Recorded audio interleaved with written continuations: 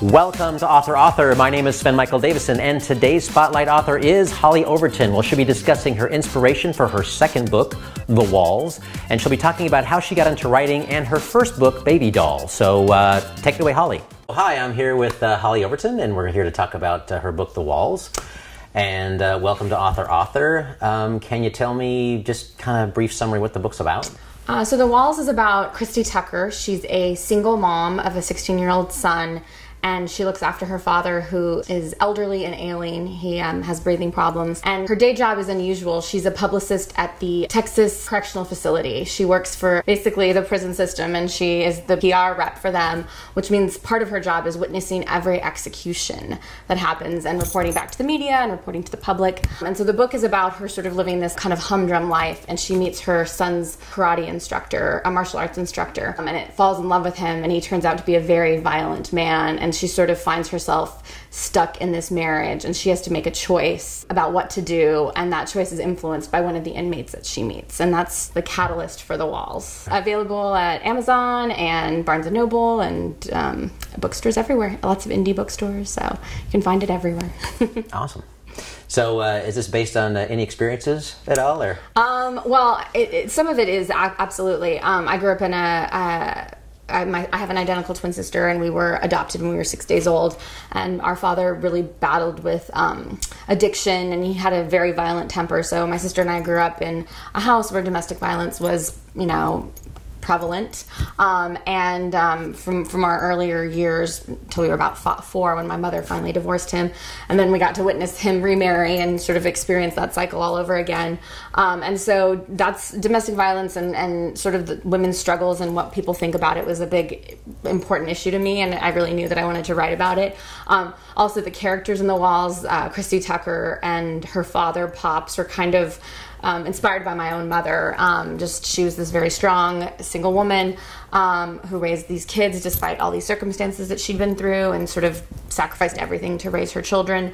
And then the father in the book, Pops, he's sort of my mother, in her older years when she was struggling with her health and sort of, battling against wanting to still be that like powerful protector, but sort of suffering from an illness. So that was part of it. And then I grew up in Texas, which, obviously in Texas, death penalty is sort of just like, it seems so commonplace, like, oh, someone died today, and you like hear about it on the news and you read about it in the paper. And when I was in high school, my journalism teacher also worked for our town paper. It's a very small town in Texas. And a young woman was murdered, and my teacher ended up being a witness at the execution of the man who had murdered her. And so she came in to tell us about, this execution, which in her mind was a very peaceful, death compared to what the young woman had gone through. And so that's sort of just talking about the death penalty, as it had always stayed with me. And so those things all came together to write The Walls. Wow.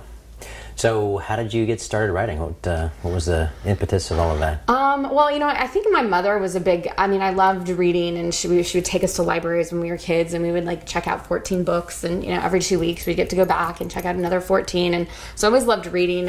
And when I was, I think like probably 6, I ended up in a community play, and so that kind of sparked my love of storytelling and like wanting to act and stuff. But I started writing. I picked up a journal when I was like 7, and like one of those like floral colored journals. My mother was like, "Are you sure you're going to buy that and use it?" And I was like, "Absolutely." And she thought like she was going to waste the money, but I ended up like I had like 30. I filled them up all the time. Like I would fill one up, and then I would always write, but it was sort of for me, sort of secret. Like I was on the school newspaper, and and then I went to college for acting, and really loved acting and really wanted to be an actor. And my mom would always be like, "You're going to be a writer. I know it. Like I just know." She'd be like, "Mom, writing's just for me." And then I ended up taking this class that kind of changed everything in New York. It was a memoir class. And I started writing about some of my experiences as a child and some of the things that I'd gone through. And one of the teachers was like, "I really think you have like, something." And it sort of kickstarted. And then I ended up writing a short film and winning a contest here in LA, and was mentored by a writer named Steven Zesko, who was like, "I think you're really talented, and I think, you should, have you ever thought about pursuing TV?" And that led to my TV career, which was before my book career. And I'm kind of curious, just going back a couple things. School newspaper? Were you just out there writing for the school newspaper? Were you editing? Or yeah, it was a very small school. There was 50 kids in my graduating class, so we did everything. We wrote, we edited. I interned at at the Kingsville Record where I grew up. I worked there. I got to write obituaries and wedding announcements. I got in trouble for not copy editing, and said that this woman was marrying her son, which didn't go over too well. My news career kind of ended before it began. And then I won an award at state. They have these competitions in high school, and so I won second place in news writing at the state level. So I always kind of knew that I had some knack for writing, which sort of gave me the confidence. But I think for some reason, and I think a lot of writers don't see it as a career you can pursue. It just seems too lofty, and I think a lot of the there's more it's going to be hard than I think sometimes is necessary. Harder than acting? My joke when I go to meetings for TV writing is that I chose writing because it had less rejection than acting, which is really a joke, because it doesn't. I mean, I think the rejection in writing feels... Other people disagree with me, other actor friends who started to write disagree, but I think it feels less personal when it's writing, because you're not in the room, you're not there's something about oh, you're not thin enough, or you're not this enough, it's all based on surface. And I feel the writing, it's either good enough or it's not, and it's still subjective in the same way that acting is, but yeah, and of course the rejection is still, crushing at times, but it's definitely easier, at least for me, than acting. I think acting was always something that I kind of forced. I wanted to be a better actor than I was, and I wanted it to come easier than it was. And looking back now, I wanted to enjoy it as much as I do writing, and I just didn't. But I think also you get stuck in what your dream looks like, and then it's kind of hard to get out of that.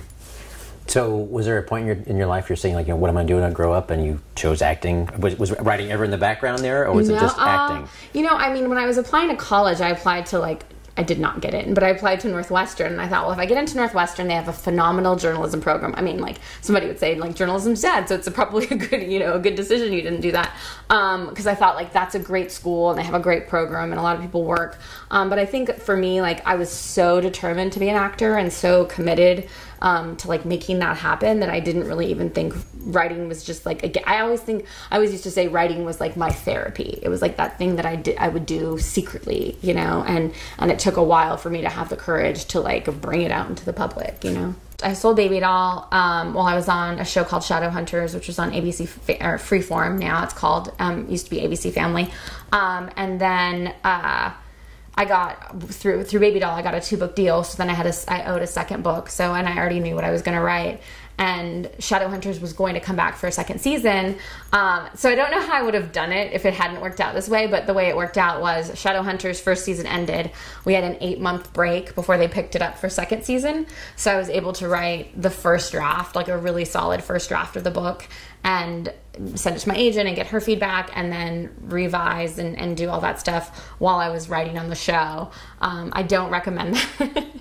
It takes up a lot of time. There's not a lot of nights and weekends left when you're, writing a book and on a show. But on a show, aren't you writing 70 hours a week? I mean, what is it like? You're in the writer's room, from pretty much 9:30 to 6:30, and then you go home, and usually you're going to get a script to read, to give notes on, or you're going to have to watch a cut and do edits.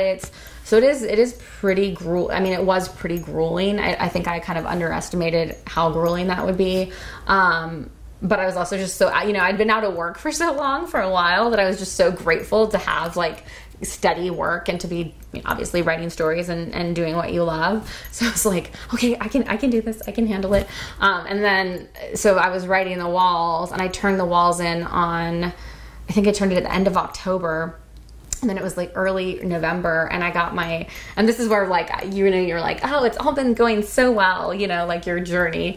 And so I turned the walls in to my editors, and I wake up and I have an email for the edit letter, and any writer who's gotten an edit letter is please let this be good. Please let them just love this. And they were we love it, but we're not sold on the beginning or the end. We have a simple fix, just cut 125 pages. Simple fix? Simple. They said simple. I said later, guys. You can't use that word. I will say, like, I had a real writer meltdown, It was like, my mother was in the hospital, and, like, we'd had an election, and it was like, and I was like, this is terrible, like, book isn't going to get published, I'll have to pay back the advance, like, all of the freakouts that you do. And then I calmed myself down, and I, kind of same way in TV, and I sort of looked at their notes, and I said, they're right. I'd fallen in love with a lot of stuff that was, like, great. I think the writing was good, but it kind of felt like two different books. Like, I was writing, like, a love story, and then I got to the thriller. And so they were right. I don't think I cut 100 pages, but I think I cut 80. Wow. Okay. And then, like, moved everything up and then filled in the middle. So, and then I changed the ending, because I think they were right about the ending. I had something very controversial happen at the end, and they were like, I don't think you can buy that back. I don't think you can win over. And I was like, no, but it's like a crime and punishment. And they're like, no. Commercial fiction, women love these books, you have to, like, so but they ended up being right, like, and I was really proud of the rewrite, but I did that in, like, 6 weeks while also juggling the TV job. So wow, it's not something I would recommend. Yeah, no. So no sleep during that time. No. And, like, luckily my husband is very, like, he's very understanding, because, like, he'd be like, I'm gonna go to the movies, and I'm like, I can't go to the movies, I have to write. And, like, I remember, like, we'd gone to Hawaii for New Year's, and I, like, sort of, I knew the edits were due, but I sort of goofed off the first couple of days, like, not working, kind of, instead of, like, divvying up so I'd have a little bit of work each day, like, I just goofed off and and was enjoying Hawaii. So we get to Honolulu on our way back, and I, like, still have another 150 pages to edit, and our flight's delayed 14 hours, and he's like, well, let's go explore Honolulu, and I'm like, you go, I'm gonna stay here. So he went, and I stayed. All right. And how much writing you done that 14 hours? I got a lot done. Awesome. I mean, I really did. I mean, I, like, hunkered down. I was like, I knew the clock was ticking. So when you say election, you're talking about this last election, the presidential? Last election, wow. Yeah. So, and this is coming out? And this is out now. This wow, came out last. It was a really fast turnaround. Yeah. Fantastic. Yeah. Because I always hear, like, 18 months, 12 months. I mean, that's... Yeah, I mean, what was the turn, really, from... Let's see. I sold it in, what was it? Like, April of 2015. I probably started writing it really in October of 2015, and I finished it the following October. So it was a year, Okay. Did they already have, like, a hard date that's going to be released? The book's released this date, so you better write it. They did. I know. And okay, that's kind of like how they make movies at Fox. You know, you say, exactly. Hey, we got a date to be released. We got an actor. Better write a script and give it. I didn't. I thought, like, oh, that's normal. And people are like, the one thing I hate that people have been saying lately, though, and I'm going to start correcting them. Even my friends, they're like, oh, you're really cranking them out. And I, like, no, it's not meant to be like, it's not. But it's one of those things where I'm like, there's no cranking. It's still a process, and it's still a very hard creative process. I mean, I think you work within a deadline, and, like, you're lucky that people want to publish your book and want to see your work out there. But it isn't easy. Like, there is, I mean, I did, looking back when I wrote my first one, it was so leisurely. It was like, I'd, like, work a little at night, a little here and there. Cause it was probably 18, maybe 20 months that it took me to write that, Wow. With full-time job. Not on the first one. The right. first one was pretty much like, I mean, I was doing, like, TV stuff and developing, but, like, I didn't have a job to go to, so that's a very different thing. It's much harder, like I did with The Walls, which is, like, having to get up, and go to an office and then come home, and then you're just exhausted, and you're like, well, it's 10:30. I guess I can write for 3 hours. So was that your schedule? You would work on, your day gig, writing, and then at night, when you're all done with giving notes and looking at rough cuts or whatever, you're going... Yeah. And what, 10:30 to midnight, or I'd usually do probably 10:30 to, like, 1. I'm a real night owl, so I'd do 10:30 to 1, and then what time did you roll into the office? 9:30 or 10. So I was lucky I didn't have a commute either. So, like, I'd get up at, like, 9, like, be like, okay, I can be just working. walk over here to CBS or something like that. Yeah, it was actually on Hollywood and Vine, so it was super close. So it was like a 10-minute drive door to door. So it was, at least that was easy. But yeah, it was it's a grueling schedule. But I think, like, again, when you don't work, you're like, I'll do whatever. Yeah. Wow. So do you feel like that's pretty typical? You actually pitch a fiction book? and then you write it. I mean, it seems like most people turn in a manuscript. Yeah, I think that is. I don't think it is typical, and I think for second books maybe. Like, I mean, I think a lot of times when people get 2 book deals, they don't kind of know what they're going to get. I mean, you pitch an idea. I had 2 chapters of The Walls when I was offered the 2 book deal, so they knew what it was and they knew, the world that I was going to explore. The only kind of parameter was it has to be a crime thriller, right? Because that's what Baby Doll was, which was great because that's what I wanted to write.